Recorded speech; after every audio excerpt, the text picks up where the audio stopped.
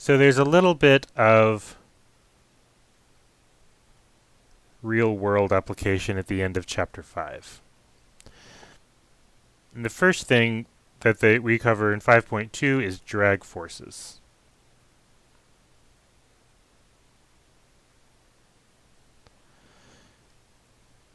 So if you have ever stuck your hand out the window as you are driving and felt the air push your hand back, this is what we're talking about.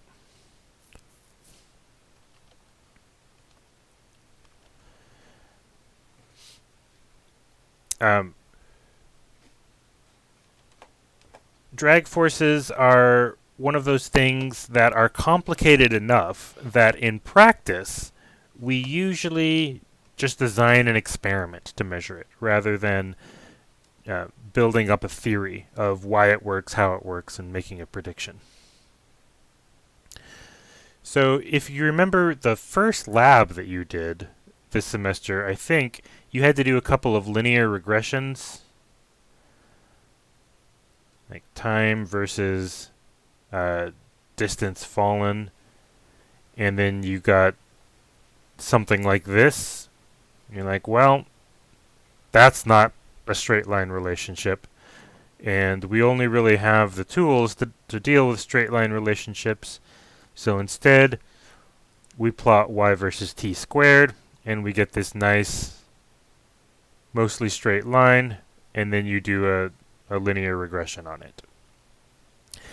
That's essentially what we do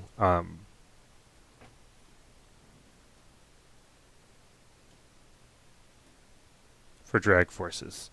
So we measure force and velocity. Maybe we do this in a wind tunnel. Maybe we do this in a car with our tools stuck out the window. But we get the same sort of thing. If we notice that there is not a linear relationship between the drag force and the velocity, so we try again with the square of the velocity, and bingo bango. There we go. So from experiment, we say, well, it looks like the drag force is proportional to the square of the velocity. Okay. And when we do the linear regression of f versus v squared, we'll get something like, whoops.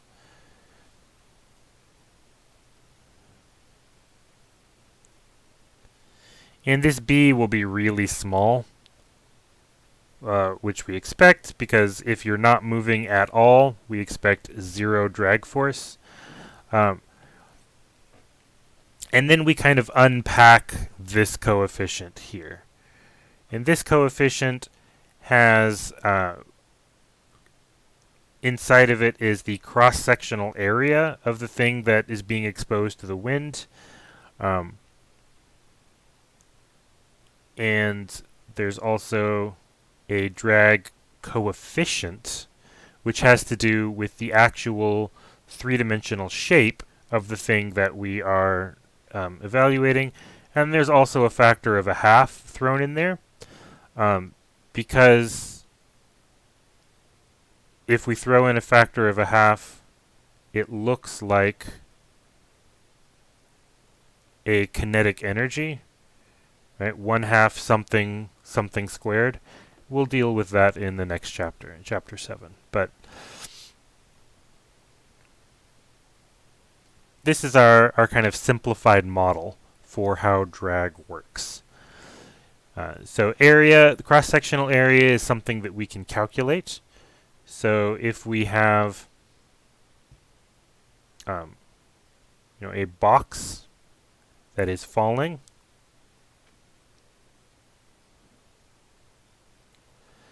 so if we have a box that is falling, then it has to push air out of the way to be able to fall, right? Because the spot where the box is at, there's no air there, but directly in front of the box, there is air. So the box has to push air out of the way. And by Newton's third law, the air that is in the way, right, is also going to be pushing back on the box. Right? So box pushes on the air, air pushes on the box. And the force with which the air pushes back on the box, that's our drag force. That's what we call our drag force. Chad asks, does the above equation also include our really small b? Nope, it has b set to 0.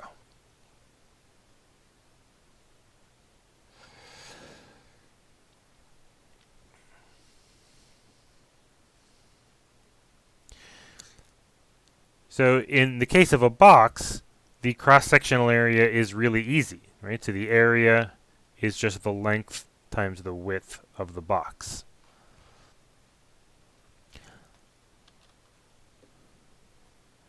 The CD, just like the coefficient of friction, this is something we can look up because there's an entire breed of engineers whose job it is to measure these coefficients of drag. So for a box, the coefficient of drag is pretty close to 1, maybe a little higher than 1. The book has some examples of drag coefficients. All right.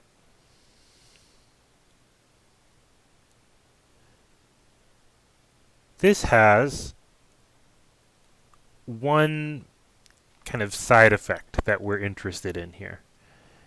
If something is falling, right, its own weight is accelerating it down, but there's a drag force slowing it.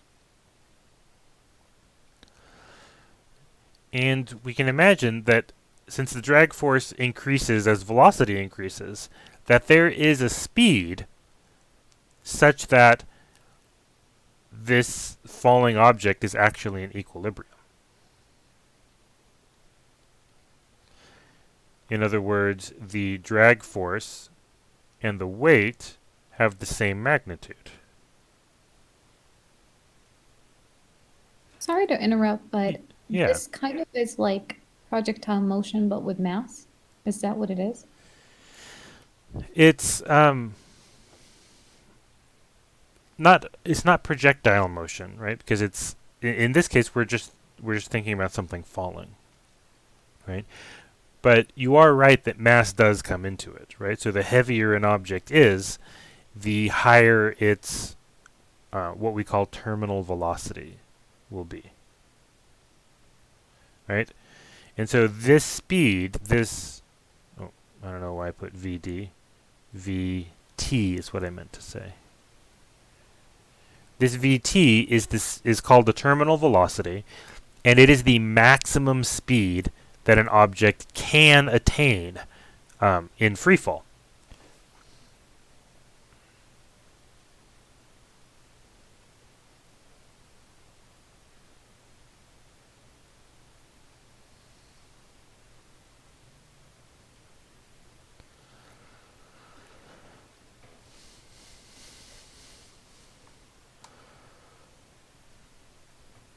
Okay. So that's all of 5.2. CD is the drag coefficient. And just like the coefficient of friction, that's a value we can look up. Right? So for various shapes, engineers have measured what the coefficient of drag is. And so we can look it up. So like in the book, a sphere has a drag coefficient of about 0.45. A Hummer SUV has a drag coefficient of 0.64, where a Toyota Camry has a drag coefficient of 0.28. So in other words, a Hummer, they don't make Hummers anymore. Yes, you may be sad about that, but the planet is not.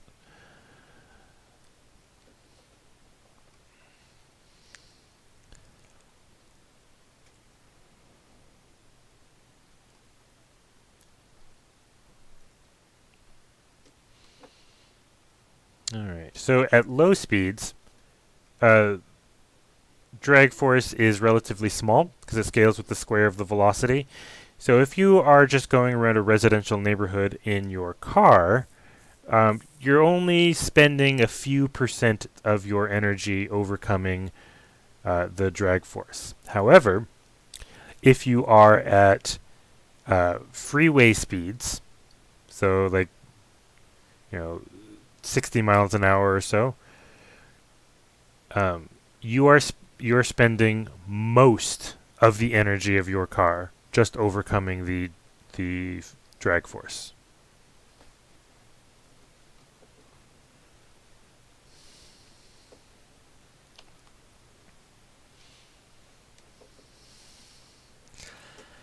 Okay, so that is 5.2. I have a question. Yes. Is drag force only applicable to air? And the reason I'm asking is because I thought that Nikolai Tesla had a design that was kind of like a perpetual water pump, where kind of like how you drew the wind coming down and out from the sides of the box. This designed pump had water going straight down the middle and then pushing out and back up, out and back up. Yep, you are And absolutely right. And actually, that makes me realize I actually forgot a piece on the drag force. There's a rho in there, and that's the density of the fluid.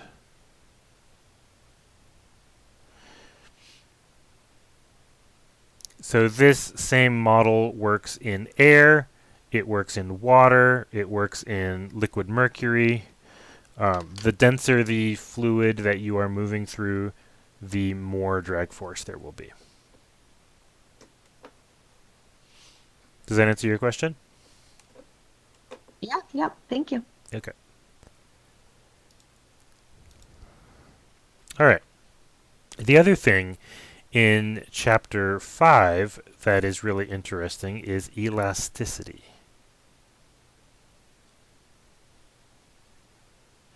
So we've been dealing with tension since chapter 4. And one of the assumptions we made is that the ropes that we're considering don't stretch when you apply force to them. However, of course, ropes do stretch. And actually, they only, um, the tension only accumulates in the rope because they are stretching. So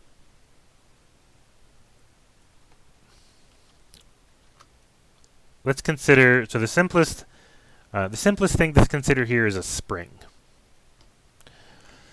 So, boop, boop. Maybe make this a slinky or something. So, at some point in their life, everybody has played with some kind of spring, right?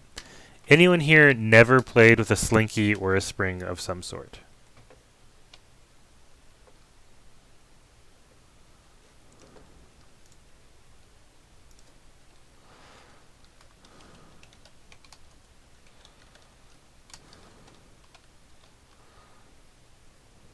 Yeah, apparently you were all raised right. So, what we know about springs is they have a length that they like to be, and if you stretch them longer than the length they like to be, they will pull back. And if you smush them smaller than the length they like to be, they will push out. Right? That is that's the basics of how springs work. And in fact, if you don't squish them or stretch them, too much, like if it's only a small amount of compression or stretch, the amount of force that they pull or push with, right, the force of the spring, is proportional to how much you stretch or squish it. Um, right, so like this difference between here and here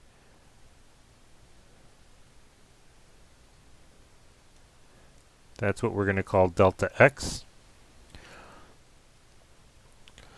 Right, so it's the amount that you stretched it by or squished it by. We toss in a k because not all springs are the same stiffness. And then we toss in a negative sign because the direction that the spring is going to be pulling in is the opposite of the direction that you stretched it in. Okay. Everyone has most likely had a bed with springs in it. This is the future, man. Doesn't everyone sleep on foam?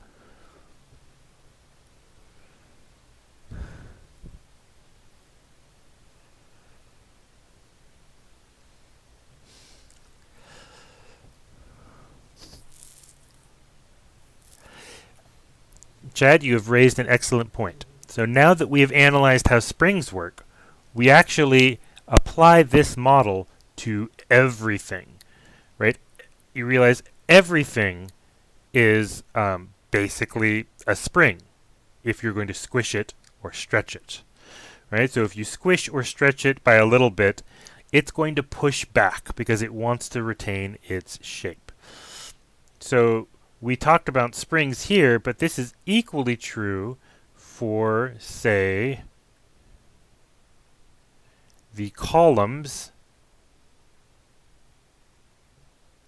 at the bottom of a building.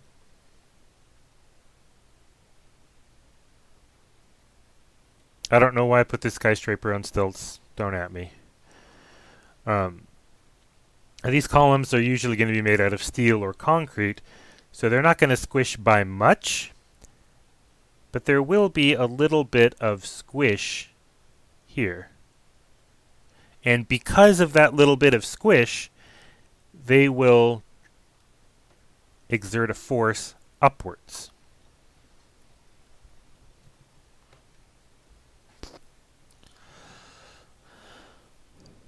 In fact, the same is actually true for surfaces.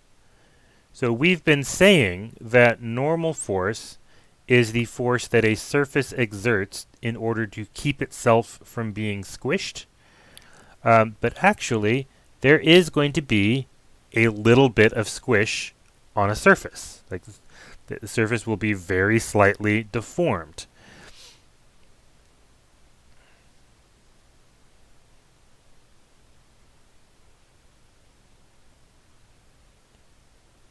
And that very slight deformation is what's going to produce the normal force.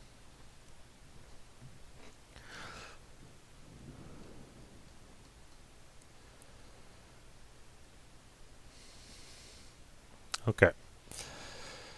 So everything's a spring when you're squishing it. That's the idea here. In fact, we're going to consider 3 specific modes of squishing something. Oh, cannot read the red part of the normal force drawing. Oh, the red part is just a little tiny delta x. So is everything just pushing against everything all the time? That is exactly correct. So you are pushing against your chair, and if you're sitting in an office chair like I am, there's probably a spring right underneath your chair which compresses a little bit when you sit down, right? And that spring compressing is what provides the force to hold your seat up. At which point the wheels of my office chair are touching the floor. The floor is very slightly deformed by the force of my wheels against the floor, and that very slight deformation produces an upward force, which I perceive as the normal force on my chair, right? The building that I am in, right, the house that I am in, is pushing on the rock that is, or actually in Las Vegas, more likely pushing on the clay that it is built on. That clay deforms very slightly, and that slight deformation is what provides an upward force to keep the house in place.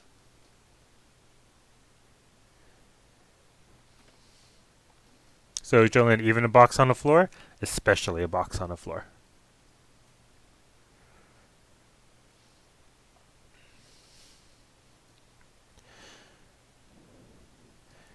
It's not different from normal force, it's why there is normal force. Yeah, so it's not like we're talking about an entirely new force. We're giving an explanation for why this force exists. So this is the why of tension and normal force. It's because you're squishing and stretching things.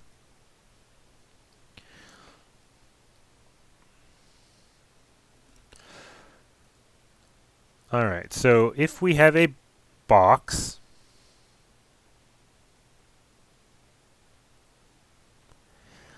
and you apply a force to the top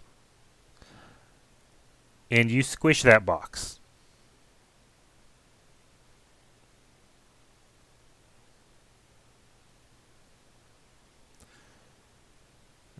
and you squish it by an amount delta x.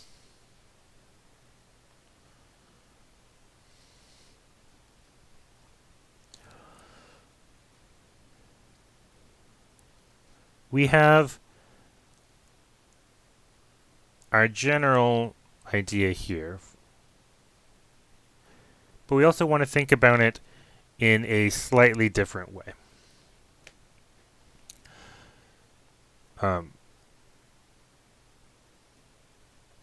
That is, we want to explode out this k. Like, what is in this k, right?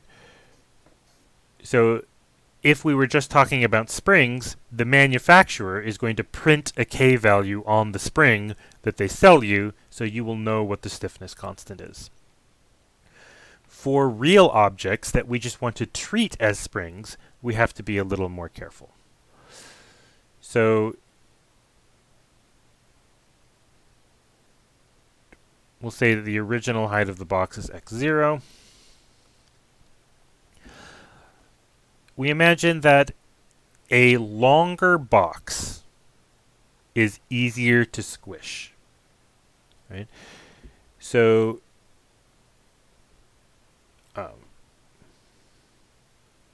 if you've ever played with like paper towel rolls, right? Or if you are like me and you have had sword fights using paper towel rolls, and maybe sometimes you've run out of paper towel rolls and you've actually used a toilet paper tube for your dagger instead. Is this something that everybody does, or is it just me? Okay. So if you're whacking away with your paper towel roll or a paper towel tube, or if you're lucky, right, if you have some saved from Christmas, maybe you have the tube that wrapping paper comes on, right? So if you are the lucky sibling and you get the wrapping paper tube, and your other sibling has a paper towel tube, you may notice that the wrapping paper tube always breaks first. And that's because, assuming they're made out of the same kind of cardboard, that if you have a longer tube, it's easier to make a larger deformation. But a short tube, like for the paper towel, or in the more extreme case, like the toilet paper roll, they're really stiff. So with that, armed with that knowledge, we're going to say something like, there's probably an x0 in the denominator of this thing, right? Because the longer it is, the less force it takes to squish it.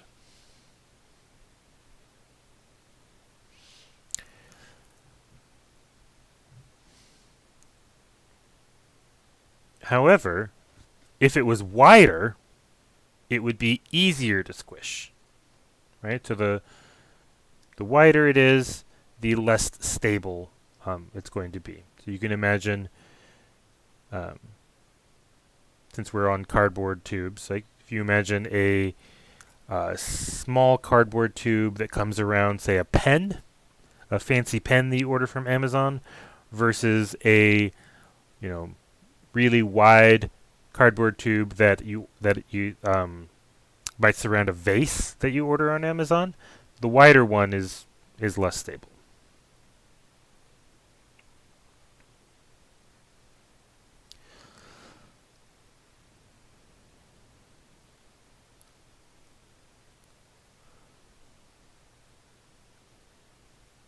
Okay. So I'm getting to that. So A is like the cross-sectional area, right? So it's like a little length times width on the bottom here, just like in the drag. So we started off talking about forces, but what we actually want to get to here is pressures.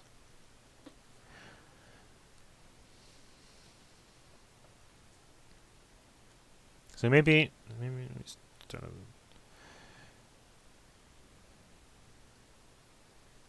So the question is, like, if we want to squish this box by a certain amount delta x, how much force do we need to apply?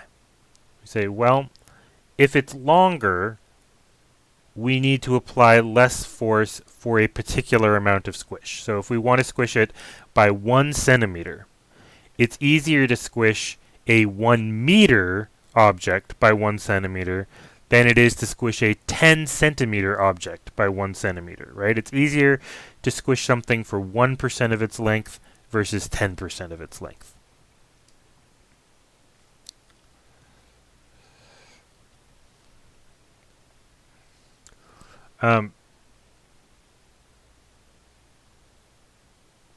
We know that the area has an effect, because even though if we're imagining, cardboard tubes, we might think of the wider one as unstable, we actually have to apply more force because that force is being spread out over a larger area.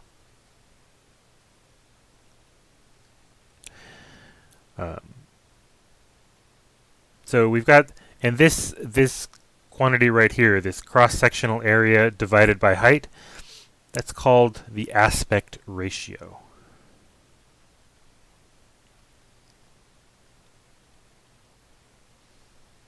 I'm a little confused. I thought you said that the wider it is, the easier it is to smush. But then you just said the larger something is spatially Yeah, so altered.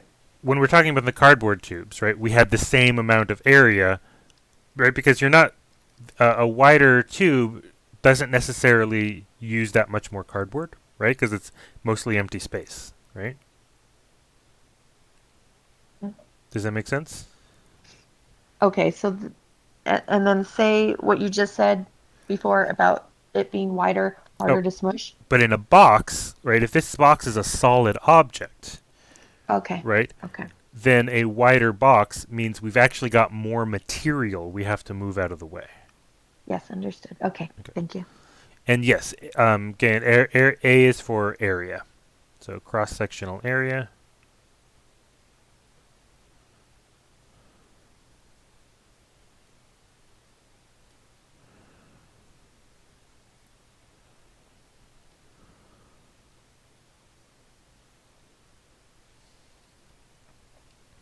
Okay. So the amount of force you have to exert has to do with the aspect ratio, the amount you want to squish it by, and then because physicists love tossing in fudge factors that engineers have to deal with later, we toss in a y, and this y is called Young's modulus.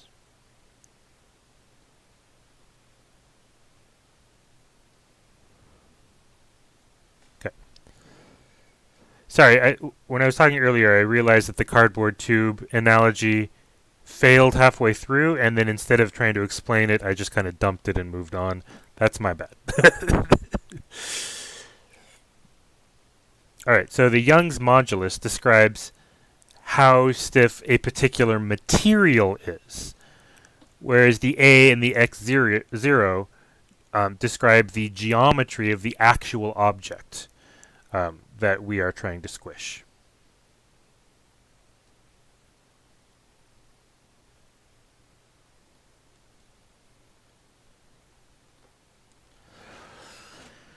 And someone linked Engineering Toolbox earlier for coefficients of friction.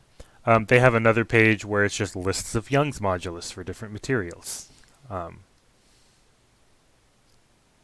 So this is what engineers do.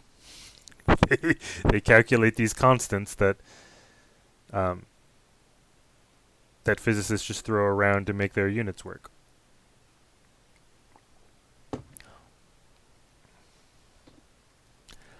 There was one of ice on ice at a certain temp. Yes. Did you notice that I mentioned the temperature in the question? Figuring that Engineering Toolbox would be the first the first result if you Googled it.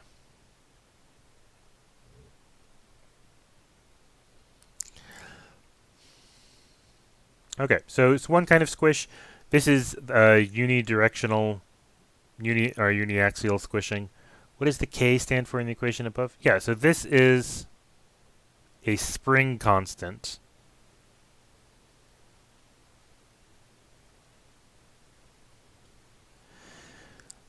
Which is basically all of this stuff here is analogous to the spring constant of our box, a quote-unquote spring constant.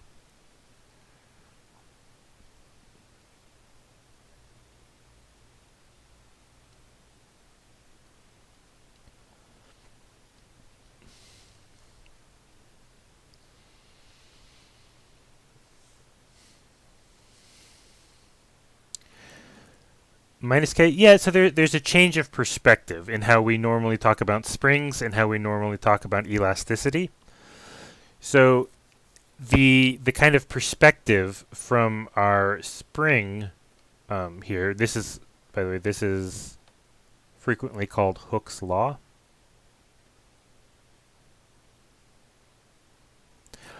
Is that if you have stretched a spring, then Fs is how hard the spring will pull back due to how much you've stretched it. Whereas the perspective down here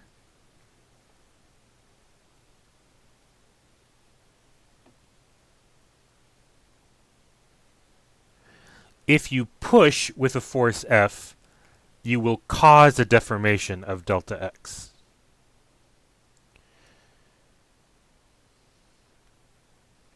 Right, so in Young's law, F is the force we're applying in order to cause a deformation, where in Hooke's law, F is the force that the spring is pulling back with.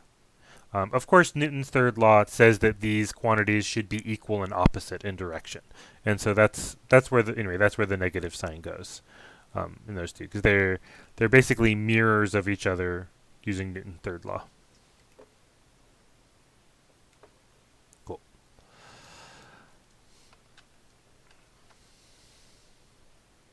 This isn't the only kind of squishing that we can have, though. If we start with a box and we shove it really hard like this while keeping the bottom clamped, we'll end up with something like this.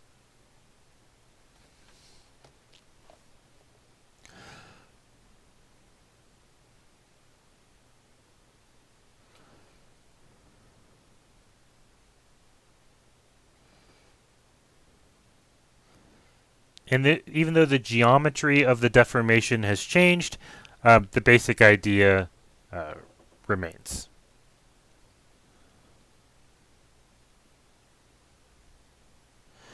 So now the shear force required to cause this deformation is, we still have the delta x over x naught. We still have the A. And then we have a shear modulus.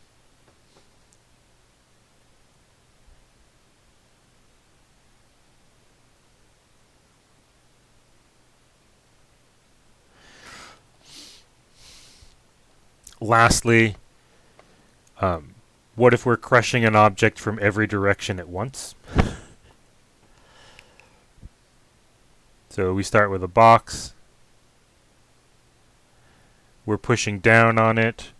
We're pushing up on it. Left, right. And we cause it to shrink in every dimension.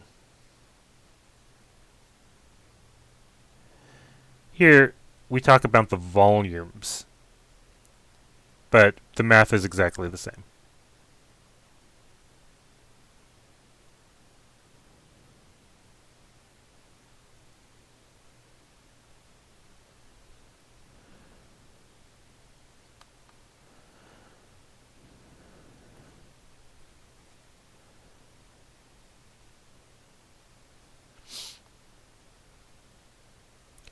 But here the A is like, it's the total surface area for everything, for all the sides.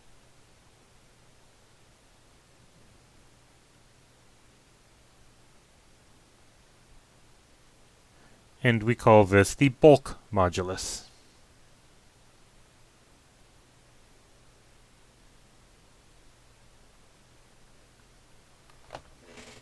Okay, so that's 5.3.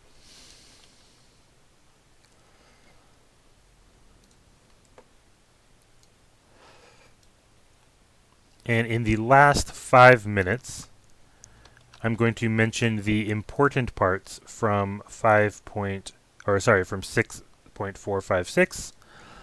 We're actually not going to be using Kepler's laws at all, although they are interesting, and you should read those sections. Kepler actually figured out what the motion of the planets and moons should look like before Newton described what forces were. So it's really, really fascinating that Kepler was able to figure out orbits before we had any idea about forces. So once you've got forces, it's easy to predict what the orbits should be. But Kepler is historically interesting because he managed to do it even without modern tools.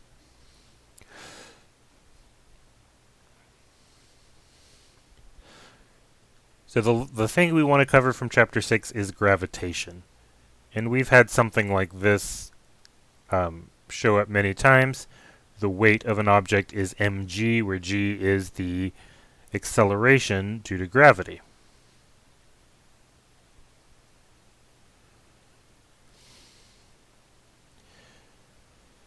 mg only works near the surface of the Earth, though. Or rather, it would have different values in different scenarios. So near the surface of the Earth, mg, where g is about 10, is a perfectly good approximation of the force of gravity on an object. Newton's third law, by the way, says that your weight is also the force you are pulling on the planet with. It just so happens the planet's a lot bigger than you are, so even though you're not really going to move the planet much with your mass, you get thrown around a lot by the planet. However, there is a more general statement of gravity.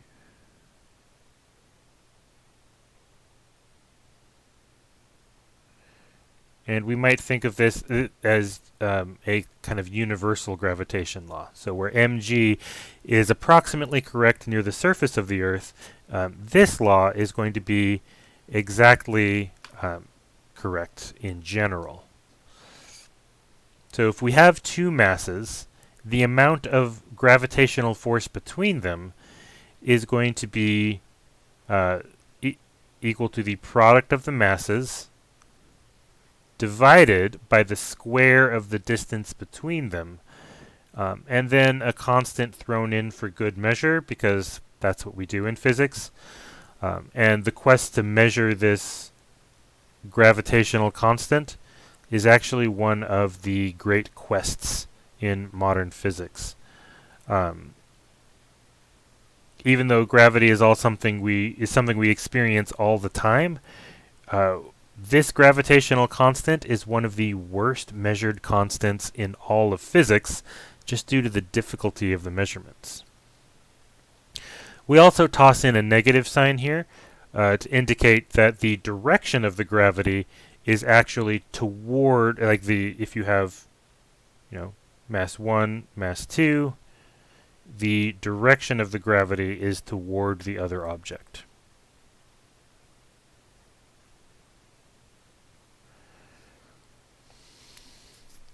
And then r is the distance between these objects here.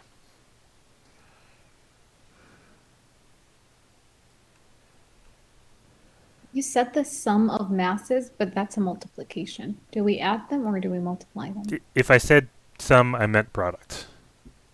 Thank you. Maybe I misheard. So, Yusuf, this, as far as we know, this describes gravity for any two pieces of mass in the entire universe. Whether they are electrons, whether they are atoms, or molecules, or bulk objects, or galaxies. The difficulty with measuring g is that it is extremely small, like very small, compared to other fundamental constants. And the distances are usually quite large. So we need really accurate force measurement tools and really accurate methods of measuring the masses. Like, for example, like how would you go about measuring the mass of an object without referring to its weight?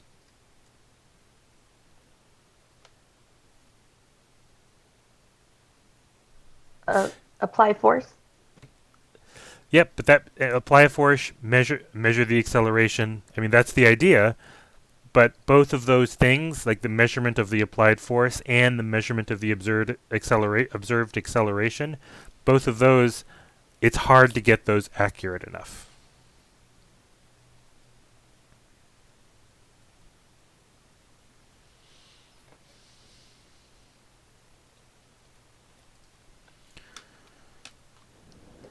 I'm going to link a video in the chat.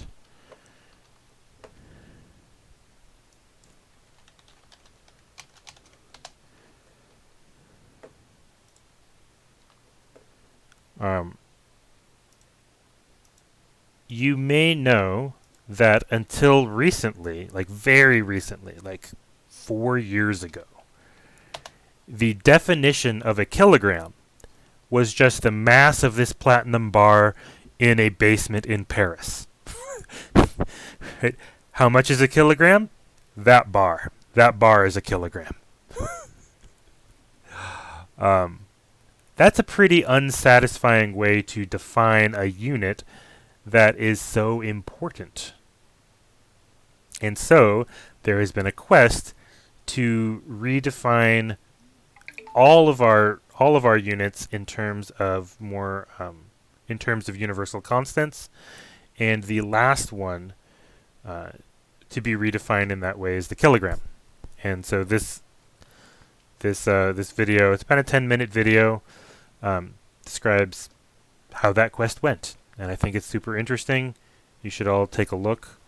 You should all take a look at it. But that's the end of the material that I had intended for today.